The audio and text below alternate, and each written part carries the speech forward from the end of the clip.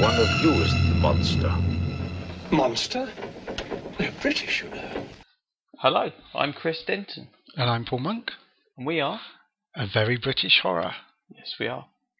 Today we're talking about a TV special called The Stone Tape, which was made in the early 1970s by the BBC, and which is very notable because it was written by Nigel Kneale. Of Quatermass fame, for those who don't know him. Yes, indeed. It was quite an interesting little film, this. Yeah.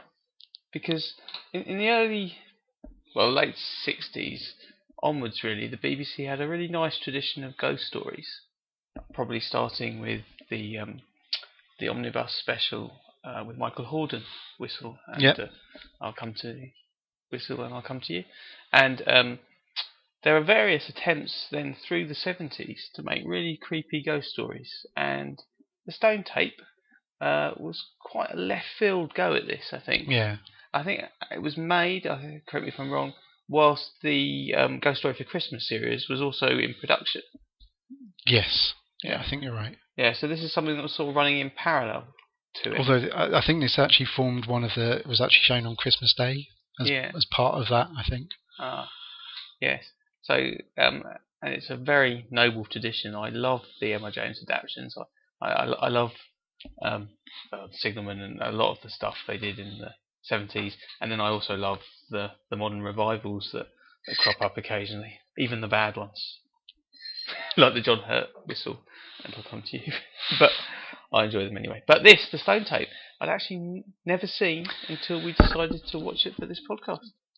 Yeah, I was actually quite shocked by that because I hadn't seen it either, which is quite bizarre, both being firstly British horror fans, hence what we're doing now, and also being fans of Nigel Kneale and a lot of his works.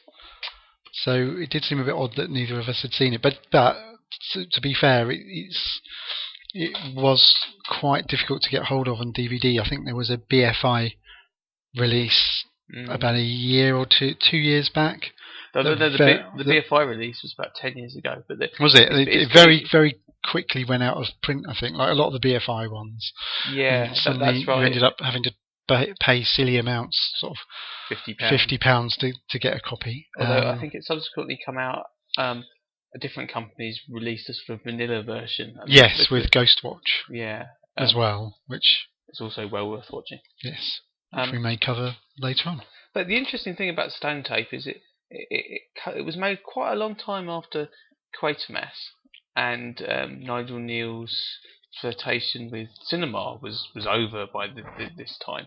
So it's really not from the period that we know him best for. And I think I was reading that he was quite disillusioned with the BBC by this time. It's one of the last things he did with them. I think he jumped ship to ITV in the end. Yeah, that's right.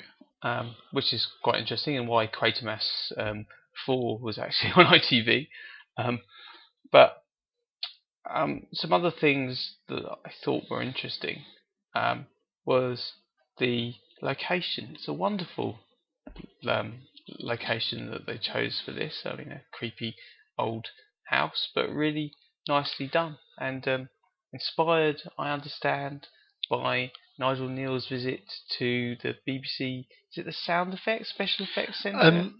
No, it's actually what it is. It's a research facility. So what they do is look into various technologies and new sound and broadcasting technologies and different ways of doing stuff. It's actually based not too far from where we are, which is a place called Lower Kingswood. Wow. And it's called Kingswood Warren. An interesting fact is I once went for a job interview there, and I can see exactly this would have been in the late 90s, but I think it was still very, very old-fashioned even then. You know, you went up the long drive to the house and were greeted by a BBC guy in uniform with a peak cap, who then opened the barrier for you to go in. And again, you wandered into this very old mansion house. So tremendously evocative. Yeah. So I can totally understand how how Nigel Kneale got the location, and also probably some of the characters. Well, it's interesting because although in the Stone Tape it's not a television research facility, it is a research facility for a big electronics company, Yes. Ryan Electronics, and yeah, Ireland obviously well known for its electronics business. yeah, and the atmosphere it conjured up in this I'll call it a film. In this film, it is quite reminiscent of what you say. So I think Neil was obviously drawing on his experiences, but obviously he making it creepy.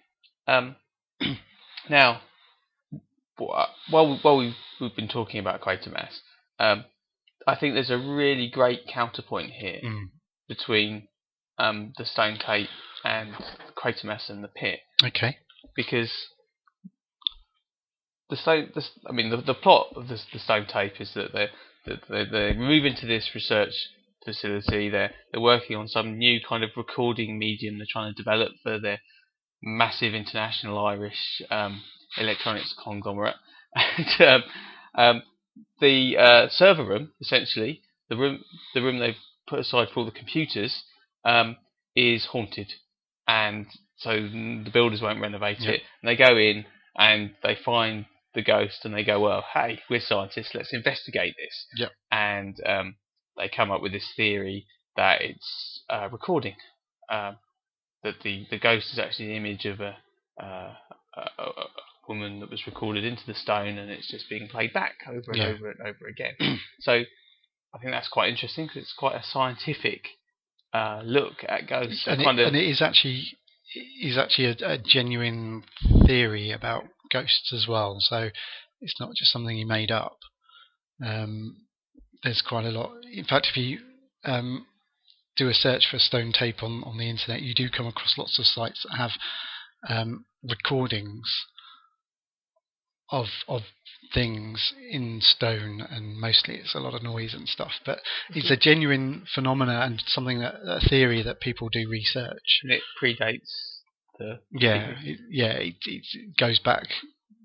I don't quite know how far it goes back, but it's a theory that's been around for a while before this was on. So he clearly, obviously, it's interesting. Took that as the basis for sort of pseudo-scientific explanation for a phenomena that in the Stone Tape is very clear. Actually, some characters can see the ghost, some can only hear the ghost, some don't get anything, which is quite interesting as well. There's the one guy that doesn't see it at all, who they use as almost like the control in there, which is quite. But quite sort of scientific method being sort of shown in the story, which is quite interesting. Yes, I mean, very very much the control. The characters actually fit very neatly into a classic scientific experiment, which is interesting. But getting back to Quatermass and the Pit for a second, that's a scientific explanation of the paranormal as well, because science fiction explanation, because in Quatermass and the Pit, the devil is basically explained in terms of these aliens who were trying to colonize the Earth with the genetically modified apes. And at the end there's a massive devil which they have to fight, which is very sort of striking supernatural imagery, but the explanation for it being there is completely scientific. Now I find that interesting, and also the earlier scenes in Quatermass and the Pit where the policeman is getting terrified as he takes the Quatermass to the haunted house, the empty haunted house. Well, the other parallel you've got there as well is there's a scene in the Stone Tape where the country farm character, I don't know if he ever gets a name, but I think they meet him earlier on. I know the guy. In there, and they bring him into the room because he mucked around in the house when he was a boy, and he basically just completely freaks out, and and starts going a bit doolally, and I think that's very similar to the character in Quatermass in the Pit that's drilling in the capsule. That also. Oh, the wonderful Duncan Lamont in the film version. In the film version, it's Duncan Lamont who then freaks out, and then all the weird stuff happens. And it reminded me a lot of that. So I think there are definite parallels, but I think the important difference is the stone tape goes away from science. Yes. So, and here's a bit of a spoiler warning for you. The explanation for the phenomena is far darker than it's just a recording. Yeah. In fact, it's almost a trap, which I like. Yeah. I like that a lot. So I got from that. I thought there was quite. What I got from that was that it's almost like there's this dark thing lurking way below the surface, a bit Lovecraftian, really. That kind of notion that there's something lurking there, and the more you investigate and the deeper you go in, the more you're likely to release this horror. And the explanation for what it is completely, deliberately vague. Yeah. Someone goes on about 7,000 years old or something, but you do see it, but it's very insubstantial at the end. I mean, it's not amazingly well realised, but you can see what the idea was. Yeah, but you almost get the impression, I think, that it actually needs to almost like feed on somebody recreating those similar events. Because obviously Jill, jumping way ahead, Jill obviously at the end replicates, that's Jane Asher's character, she replicates what happens to the previous person, that's going up the stairs, the falling down. Absolutely. And it's almost like that thing that's lurking beneath there needs those spirits, or needs that recording, or that whatever it is. Yeah. Which is a very powerful idea. Yeah. I thought, like I say, maybe a little bit too vague, but the ending is very nice. Because unfortunately, Jill died, and then her ghost appears at the end. Yeah. And that's fantastic. Yeah. But it completely suits what it was made for. So it completely suits the setting of the ghost story at Christmas idea. I think if you'd explained away that ending, it's quite interesting, because an hour in, it seems like it's all been explained and it's done and dusted, and then there's this last half hour which ramps up the weirdness a bit more. And I think Nigel Kneale is sort of moving away from from science fiction and from the purely scientific explanations, and I remember really loving the adaptation of The Woman in Black he did in the 80s, right? Which is now incredibly difficult to get hold of on account of being, I think, basically suppressed in favour of the Hammer, the Neo Hammer movie. Yeah. But he did a really creepy version of The Woman in Black, and of course there's no scientific rationalisation, there's no explanation. That's an evil spirit. Yeah. Well, he also did a TV series for ITV called Beasts, which was an anthology series. He did of 6 different stories, all of which have vaguely paranormal sort of plot lines to them, and incidents in them that aren't explained. Again, they're not explained by science. They're purely paranormal. So I think, you're right. He was moving away from that sort of thing. And it leads me to my great question about Nigel Kneale. Is Nigel Kneale a horror writer? Could we consider him to be a horror writer? He's most famous for science fiction, but do you think obviously, I think you could also say he's a horror writer. Yes. I mean, he obviously worked a lot for Hammer, but the Quatermass Experiment is a horror film. Yeah. It's a horrible body horror film. Yeah. And then Quatermass in the Pit has all the trappings of a horror film. Yeah. And then after that, with the stone tape and Woman in Black, it's just. Well, I think he uses a lot of the horror devices of horror films and horror in general to ramp up that atmosphere and that creepiness, and then there is a sort of science fiction element to it, but he does use the language of horror films to make that point. And with Hammer, as well as the Quatermass movies, he did a film called The Witches, which is interesting, sort of pseudo. Well, not pseudo. It is a Hammer horror. It's a pure Hammer horror, but it's. I mean, it's not like one of their Draculas, but it is quite interesting. So I'm going to say yes, Nigel Kneale, horror writer. Yes. Can I just say, while we're also touching on the subject of it being like something else, I think it shares a lot in common with the 1963 film The Haunting, Robert Wise film, which again is about a group of scientists that are brought together to investigate a haunted house. Okay, they're not primarily in the Stone Tape investigating the haunting, but they decide to, using scientific methods. And The Haunting is very like that, and they're using scientific methods. It's a tremendous film, The Haunting. I particularly like Catherine Zeta-Jones's performance. I'm joking. Right. I'm joking. Get out. That's the awful CGI remake. I know. But yes, no, I think it shares a lot in that, and it even really reminded me of it right from the very beginning, where Jill is driving up to the house and she's having those kind of sort of weird telepathic moments where she's psychically picking up bits, and then there's the trucks and stuff. It reminded me very much of the opening of The Haunting, in which I can see. Yeah, I hadn't seen it before, but I now see. One of the female characters also is sort of psychically sensitive, is driving to the house. There's a voiceover on that, which there isn't in the Stone Tape, but it's still a very similar sort of scene, and it really did remind me of that from the very beginning. And of course, the other thing it reminds me of, but this is probably entirely deliberate as this came afterwards, was John Carpenter's Prince of Darkness.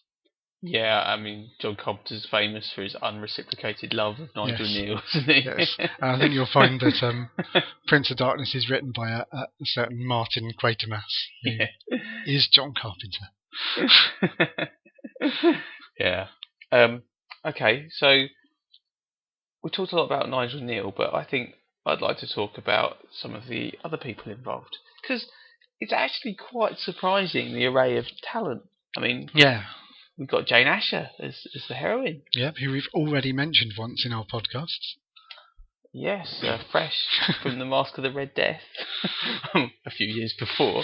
Yeah, here she is again, equally good. I do like Jane Asher. I don't like her character so much in this.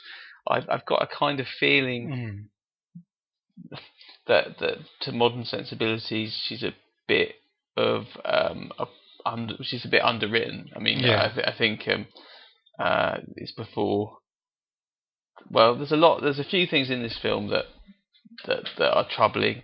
One is the slightly sexist depiction of the women. Yeah. I mean, her character's at least like a computer expert, but I think the only other. But it's not really sort of even that. She's still basically hysterical. Even that. Yeah, you're told she's a computer, brilliant with the computer and can do all these whizzy things, which we do sort of see in the form of her typing frantically on a keyboard. But it's almost like we have to be told that that's the case, because otherwise she is just a hysterical woman. Yeah. So I didn't really like that. I think it would have been interesting actually if because she clearly has the most, almost has that more of a psychic attunement to what's going on in the house than any of the other characters. It would have been interesting to have had one of the male characters in that role, and perhaps picking up on that. Because again, that's almost a bit like, women, aren't they sensitive and delicate, and they can pick up on all these things, and which again is a little bit. And of course, although there had been a major sociological revolution in the 60s, Nigel Kneale predates that. Yeah. He's most famous for his work in the 50s, and maybe his attitudes are getting a little dated even by the early 70s. And although it was probably fine, no one batted an eyelid then, now you think, I don't really like that, and there's quite a bad instance of racism with the guy who does a terrible impression of someone Japanese, complete with false teeth, and oh god. Yeah, I did cringe a little bit at that, definitely. I mean, I don't know. Some of these things are sort of dramatically justifiable, and you could say, well, maybe he would have been racist in the early 70s, all blokes together kind of thing. Well, you have to remember, racism was fine in the 70s. Well, it was all right. No, that's absolutely true, but I think society's kind of moved away from. I'm not going to say Nigel Kneale's position on this sort of stuff, but the film's position it's a bit. Yeah, it's a bit old-fashioned in some ways, but Jane Asher does a great job with not the greatest material. Yeah, and the hero or anti-hero, yes, Michael Bryant as Peter Brock. Yeah, I love Michael Bryant. He was amazing in the Ghost Story for Christmas, The Treasure of Abbot Thomas. Oh, okay. Playing although pretty much made at the same time, he plays a much older character, right. And it took me a good while to realise it was him, because he's playing it with sort of early middle aged in the Stone Tape, and it's a really good performance. I really like Michael Bryant, and I've also got the new Ghost Stories for Christmas disc with some M.R. James readings. Right. There's some Robert Powell ones, but also some Michael Bryant ones, and they're great as well. I think he's kind of. Well, I think he was he did make some films, but I think he's best known for this kind of TV, and he's fantastic. Yeah, no, his character is really good in that he was a complete bastard, basically, in it. Quite driven. It took me a while to twig that. Oh, and he does an Irish accent a few times. Oh, he does, yeah. Pretty, I don't think that would go down too well with an actual Irish person. Yeah. But it took me a little while to twig that him and Jane Asher's character, were they involved? I was never quite sure. I got the feeling it was sort of. I think they were supposed to be having an affair, but it was a very genteel depiction. Again, more of a depiction from the 50s than the 70s, because by the early 70s you could just say we're having an affair. Yeah. But it was never very, very kind of explicitly mentioned that that's what they were doing. No, it's much more obvious. It was a bit more subtle. And then he's obviously with the secretary. And he's obviously banging the secretary at the end. Yeah. Yeah. When Jane Asher's too hysterical and ridiculous, but he did a fantastic performance when he was doing his phone voice whenever his wife called up, and you could tell that he was generally disinterested in. There was lots of talk about a pony or something, and firstly he couldn't remember the pony's name, and secondly you could tell he was obviously very disinterested. But he did this very different voice, which sort of more, instead of being he's quite gruff throughout the whole thing and stern, and he was all like, "Oh, hello, darling, how are you? Oh, isn't that nice?" Oh, sort of voice, which I thought was a fantastic little part of the performance. No, he really added to his character. So he was really brilliant. A very good actor. It's a shame we don't see him in the British horror films too often, really. No. But I have to say, I don't think I'd seen him in anything else other than this.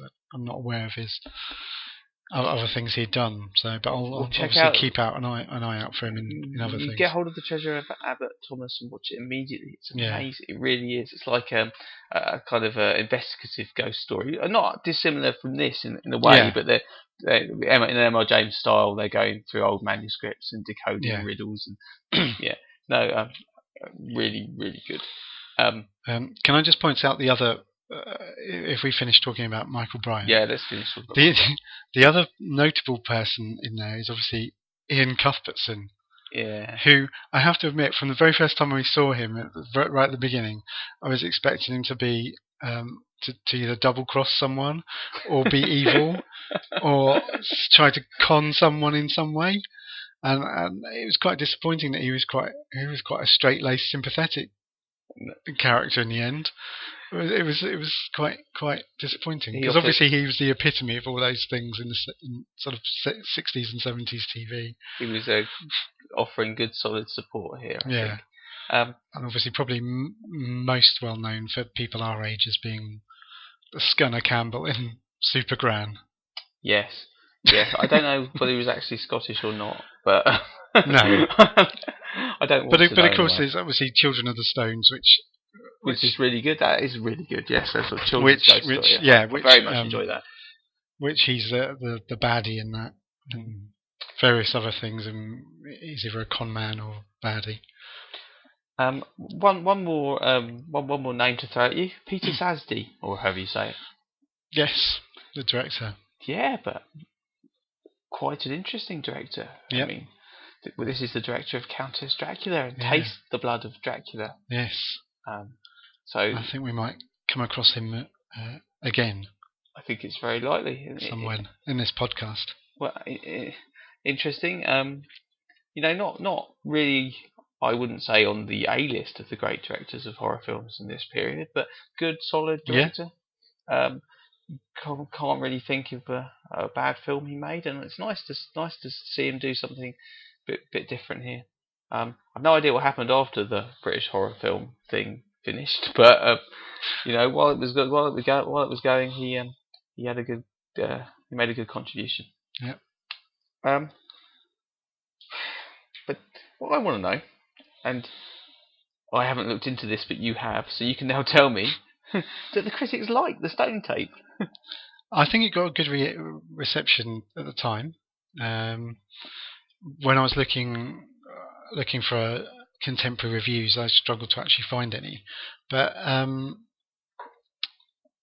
from what I read in various articles and that, it was very well received, and a lot of people remember it very fondly. It quite often appears in top 10, top 100 scariest moment TV programs and that kind of thing.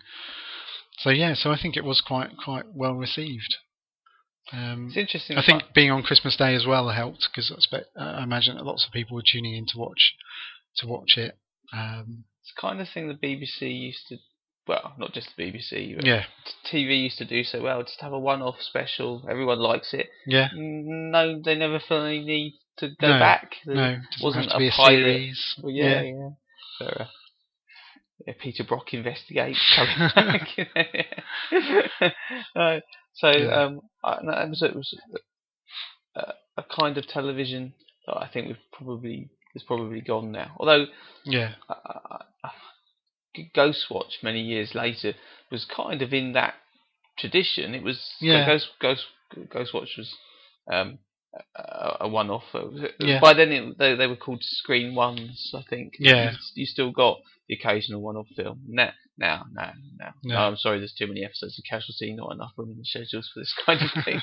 But which is a shame. Well, yes, it is a shame. I mean, I love a good ghost story. I really do. But they're quite easy to do quite badly. Yeah. So you don't get that many of them like through the years. I think Nigel Kneale did a couple of them. The Ghost Stories for Christmas, the Emma James ones, obviously I love them. But I think when modern day writers, other contemporary writers try and do it, they tend to be quite bad, and they tend to have points to them. Now I can remember watching a terrible one from the 90s sometime called The Blue Boy, which was just atrocious, because there was no haunting in it. It just wasn't scary. You need some things need to be unknowable. You don't really want to have a couple's breakdown or whatever. Sometimes it needs to be about the creepiness. And then in the end, the Spanish seem to have got the point of ghost stories recently. Yeah. The Others, a sort of Anglo-Spanish American movie. I know you particularly like that, and maybe we'll look at that in more depth on one podcast or another. But then things like Devil's Backbone. Yeah. The Orphanage. That's good. Yeah, it's quite interesting. And obviously then the American things like The Sixth Sense as well, which is all right. But then maybe The Sixth Sense introduced a kind of, I get from the Sixth Sense onwards that the ghosts are kind of too knowable. They've all got a kind of purpose and the kind of thing. And there's still these films I'm talking about have got quite a lot of closure. So even though everybody's dead by the end, usually it's kind of in a good way. And if you think, back in the old days, back in the days of the Stone Tape, no, it wasn't like that. Mind you, there is it was just bleakness. Yeah, I mean, the Stone Tape though, there is this sort of suggestion that there's closure, that they, in investigating it, and certainly when Brock goes a little bit, gets a bit cross and starts ramping up the sound, that there's that whole idea that they've erased the tape, that it's the recording's gone. And at that point, you're sort of thinking there's maybe some closure, but actually, as we spoke earlier, there's more to it. But even then, it's not. But even then, happy that's kind closure. It's total bleak failure, isn't it? Yeah, because they all look pretty miserable because they failed at their what they're trying to achieve. Which incidentally brings me nicely onto the idea of using, which I think is quite almost quaint and very, very outdated, is obviously they're viewing this idea that stone in some way could be used as a recording medium, which I'm sure at the time was quite an innovative idea, but generally seems quite silly now. I'm just thinking how that would actually work. And I'm particularly thinking of obviously now in our time where we all have phones and iPods and things like that. I mean, would they be thinking of people going around with a pair of headphones plugged into a brick, or something like that? Maybe that's because maybe I recording. I struggle to see how it would be marketable. I'm recording this very successfully on my Samsung laptop. I think indicating other laptops are also available, I'd like to point out. that maybe the Irish electronic giants of the 70s, with their focus on stone-based recording mediums, will hit the wayside for the reasons you mentioned. You'd have a slab top.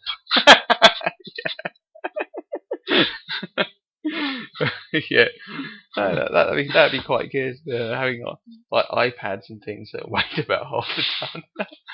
I mean, they were talking in there that the idea that it could broadcast television straight into your head, and you wouldn't, which is quite an interesting thing, and obviously ideas that people and electronics companies still play around with now. This idea that they could directly tune something into your brain, but the idea that it's all recorded into a building of some kind is. It seems, actually, thinking about it a bit more, seems kind of crazy, but actually maybe it's not so crazy. Well, although you know, I know what you're thinking. Like you know, instead of your satellite dish, Sky would just broadcast everything into your walls.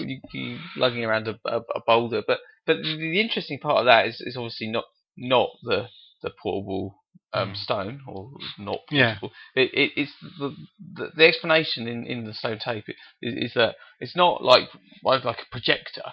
It's not playing it back for everyone to see, but the stone's actually affecting your brain. Yeah. So that's why different people see it a different way, and that's why you can't record the ghost or the sounds of the ghost using like conventional magnetic tape or whatever. No.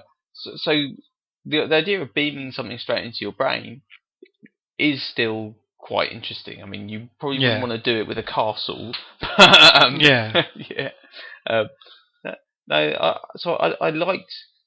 liked that idea. I thought, again, obviously pseudoscience because it's rubbish, really, isn't it? Yeah. But it was interesting as a conceit. Yeah. I just was struggling to see where they would ultimately go with that. I think they got very excited. You can't blame the head of the Ryan Corporation for shoving the washing machine development team in there instead. No, exactly. Thinking he probably thought this guy's going on about recording medium in stone. Is that really viable? Hey, let's get the washing machine that programs itself and does all the washing for you. Yeah, I think that works. Speaking of that, I wasn't entirely sure what dramatic purpose that serve necessarily. It was funny. I think But that was I like think the relief. idea was it was meant to be. Yeah, I mean, he was obviously a slightly crazy character with his dyed hands and. But also it was giving the drive to Brock to behave Yes, I guess so. irresponsibly. Maybe, yeah. Yeah, I mean, it was quite. It was very conservatively written, but it was I think Yeah. well written. So I think Yeah. the characters did generally have motivations for things that they were doing. But yeah, it was fun. It would have worked anyway. It didn't have to have a point, but it was funny. Yeah. um, shall we draw this up with some concluding questions? Okay. Yep. Right. Question 1. You'll recognise these questions from last week. Yep. Did we like it? Yes. Yeah, I very, very much enjoyed it. I agree. I think it was a 7 or 8 out of 10 for me. I very much enjoyed it. Now, the second question: does it hold up? No, it's quite interesting because we were obviously talking about the technology then, and I was mentioning about how ridiculous it is, which would suggest that perhaps it doesn't. But I would say definitely as a ghost story, 100% completely holds up. I think obviously some of the things in it are very much of their time. So some of the technology, the ideas and theories are kind of very much of their time. But as a ghost story, as a piece of atmospheric television, I think it absolutely holds up. Well, I think it holds up in part. I think as a ghost story, it definitely still works. Yeah. Unfortunately, I think some of the writing is a little unpleasant now, like racism and sexism, and I think maybe eventually that'll make it even more difficult to watch. I mean, I remember. I always think of this. I watched the old Boris Karloff Fu Manchu, the 30s one, and it is just so racist and imperialist and awful. You think, all right, it's Boris Karloff, it's nice, but you just can't. I just can't enjoy it anymore because the attitudes it depicts are just too far away from what I'd consider to be. Well, I mean, all right, it's not that. You mind depictions of racism or sexism or whatever because you can depict that, but it's the fact that the kind of author's viewpoint is obviously like massively agreeing with it. Like these Chinese, God, they're all so no, that's a fair point. So I think I was a bit more willing to forgive those bits of it because I was quite drawn in by the creepy. I agree with that, and I'm not saying that the racism and sexism ruins it for me, but I'm saying that I think it detracts. The other thing is because it's a TV film, it's not. It's shot on that low quality. Stock. I think I don't even. I suspect it's a mixture of videotape and 60mm film. That's what usually would. Well, the other thing as well that is quite noticeable is it has no soundtrack. There are moments of like the noise, the sound design in it, the noise and the sounds. Certainly in the bits where they're in the room investigating, are superb. And I don't know if that was the Radiophonic Workshop doing all of that sort of stuff, but all of those sort of things were great. But I think this is something with a lot of 70s TV play type things, is they don't tend to have any incidental music, and this was the same. There was no incidental music, which is kind of odd. Like I mean, if we watch like The Haunting or The Innocents or sort of an earlier ghost story that was made on film, stands up. Because of the higher quality of the production, it's gonna persist for longer. So, okay, I think you might be changing my opinion a little bit. Oh, sorry.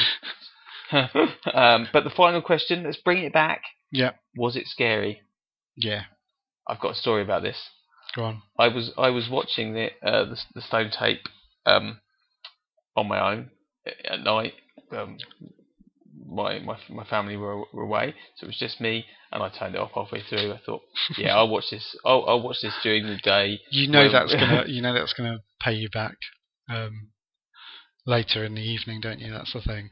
Well, Yeah. again, I mean, I was watching it Monday, and I actually watched it. I tend to watch these things on the commute to work, and I was obviously in a crowded train with loads of other people, but I was still completely absorbed by it. It still made me a bit creepy, and I think the way to judge whether something works as something that's creepy or scary is whether it stays with you.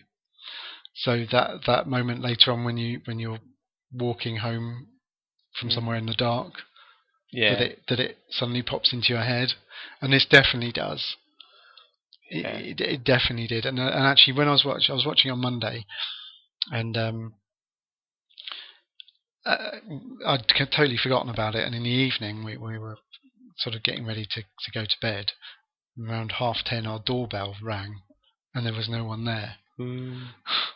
Now, I'm sure there's a perfectly rational scientific explanation for it, but at the time, this and many other horror films suddenly shot into my head, and yeah, there was no way I was going outside to have a look to see if there was anybody there. Yeah, no, I know it's all very well to be rationalist, but it's much easier to be rationalist during daylight, I find. Yes. Yeah. Yeah. So yeah, a scary film. Yeah, definitely. Recommended. Yes, I definitely recommend it. Despite some of the reservations we've highlighted here, it's definitely worth tracking down and watching, especially now as it's more freely available on DVD. And